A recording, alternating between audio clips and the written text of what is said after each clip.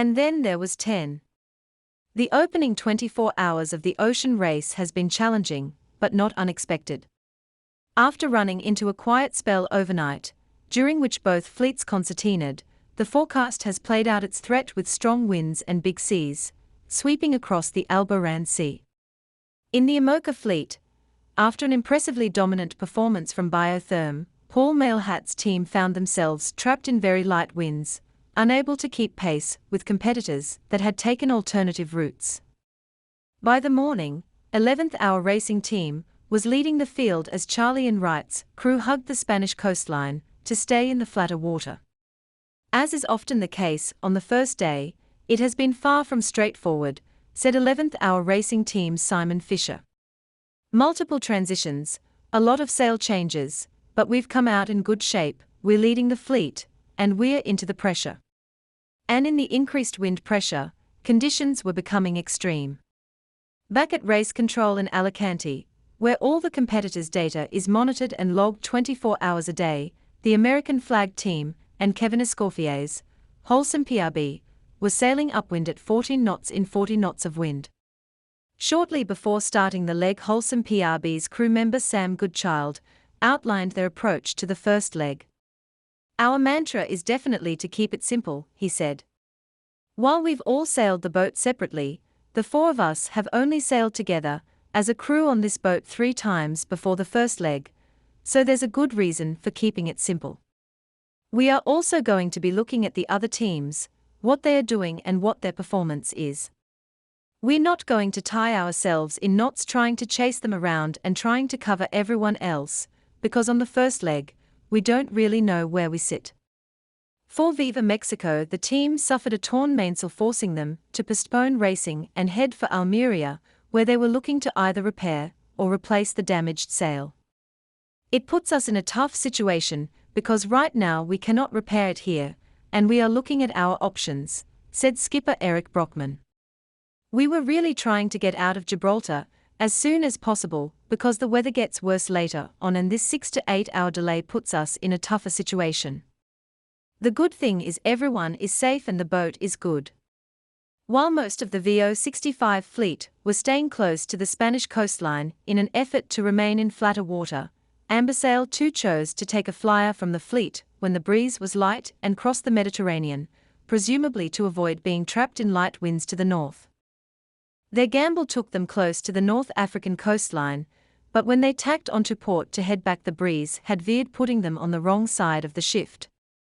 As they headed back towards the north, their flyer didn't appear to have paid off. Their route had also taken them across the windiest part of the Mediterranean, now they were committed to more. Rankings at 1600 GMT, the 16th of January 2023. IMOCA 1. 11th Hour Racing Team, 1,652 miles to finish. 2. Team Wholesome PRB, 2.3 miles to leader.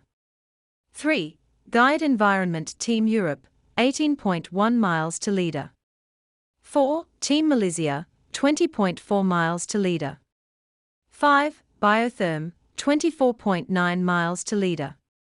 VO65. 1. Ambersail 2, 1,665 miles to leader. 2. Wind Whisper Racing, 1.6 miles to leader. 3. Mipro Foundation Race Team, 1.6 miles to leader.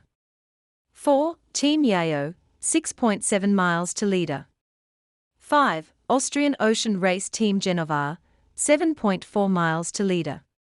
6. Viva Mexico, Suspended Racing, 38 miles to leader.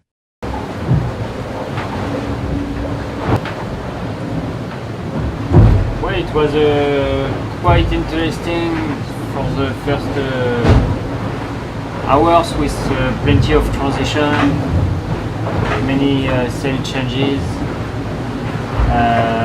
Now we didn't do very well at the end of the night in the shadow of the coast. On 3 boats are, I think, 10-12 miles ahead of us, and we have Biotherm just in line behind us, like 8 miles.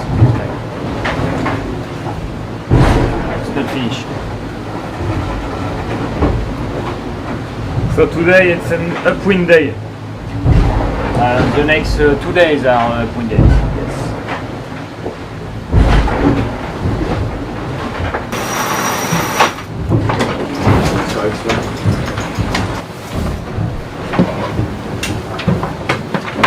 Mass protection is open.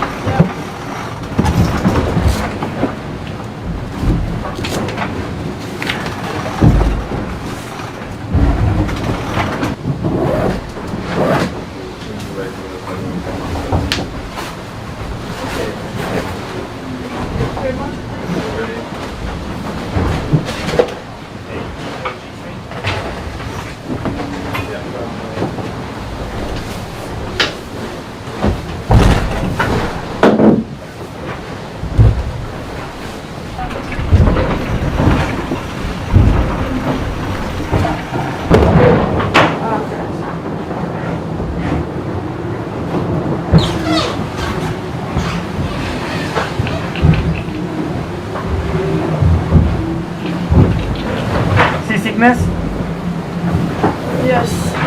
Day number 2.